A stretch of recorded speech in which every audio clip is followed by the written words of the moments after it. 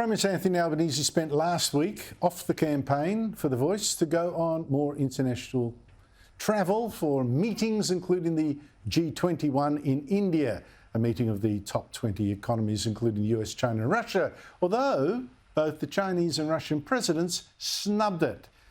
They want to create their own little world order. Albanese afterwards said that this G20 meeting had acted real tough to Russia. They'd put out a communique afterwards saying that the fighting in Ukraine should end. The G20 has delivered a strong consensus message on Russia's war on Ukraine. That message is very strong language, and it's the strongest language yet to be agreed by the international community. Joining me is the country's top foreign affairs writer, Greg Sheridan of The Australian. Greg, I wondered whether Albanese in fact oversold what the G20 did about Russia. That communique talked about the war in Ukraine. The previous communique last year talked about against Ukraine, which is fairer, and added there were actually different views and assessments of the situation anyway. Why let the G20 off the hook like that when they've soft-pedalled? Well, Andrew, I think you're right. There's no doubt Albo is overselling the G20 communique, but I have a benign interpretation of his motive here. What he's doing here is not blowing his own trumpet, even much less blowing the G20's trumpet. What he's doing is blowing Narendra Modi's trumpet. This was Narendra Modi's show, and India is very important to us, especially in terms of balancing China. And Xi Jinping not going to India was a tremendous snub of Modi. The Chinese hate the Indians because they're a country which is their equal, and they can't stand that. And Modi used this G20 brilliantly for his domestic political purposes and to establish India as the voice of the South and all that. So I think Albo is just wanting to pump up Modi's tyres, and that's a good thing.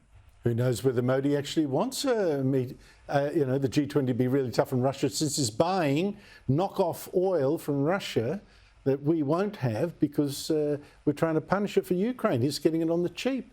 I mean, boy, I'm not sure how reliable a partner. Modi is not tough on Russia. You're absolutely right. I think we're wrong to think of India as a military ally, but just by being India, they balance China. You know, all their nuclear weapons are pointed at Chinese cities. If you're in Beijing making decisions, you've got to take that into account. And of course, they've had a little mini border war simmering for quite a while. Albanese didn't get a meeting with the US President Joe Biden at that India G20 meeting, nor did he get one at the early ASEAN meeting a few days earlier in Indonesia, because Biden didn't turn up there. What do you think's going on?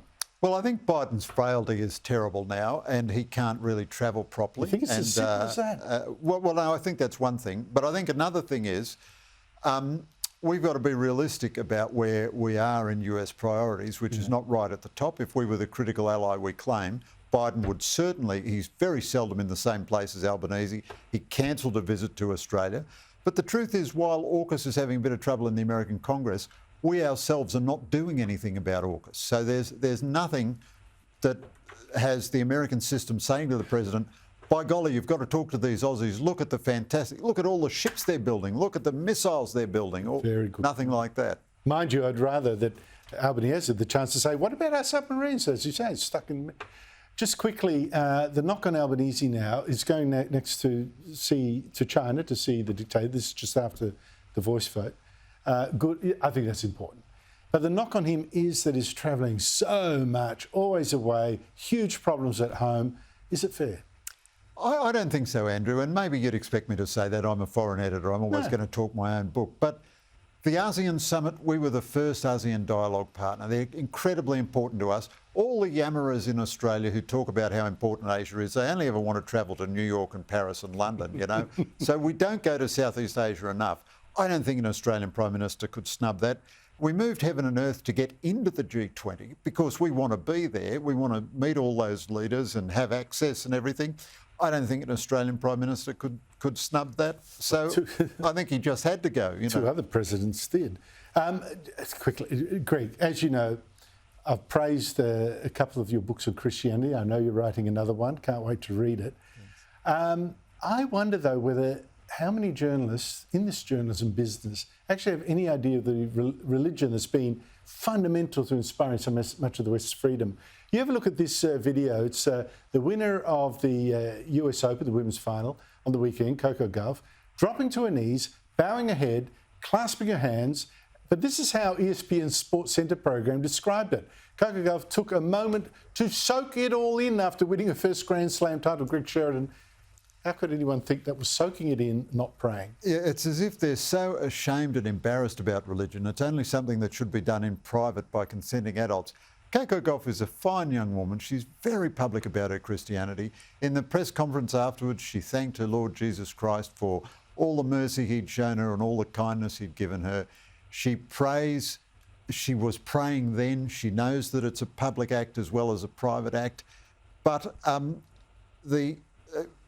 secular American commentators, sports and political, they basically hate religion and they don't want to acknowledge it. You think they thought it was too embarrassing to admit? Well, how could anyone not know that she was praying? Maybe, but I'm just wondering, was there cultural ignorance going on? No, I think there's a really deeply anti-Christian bias in most of that secular culture. I'm going to bow to you on that one. I'm going to bow to you.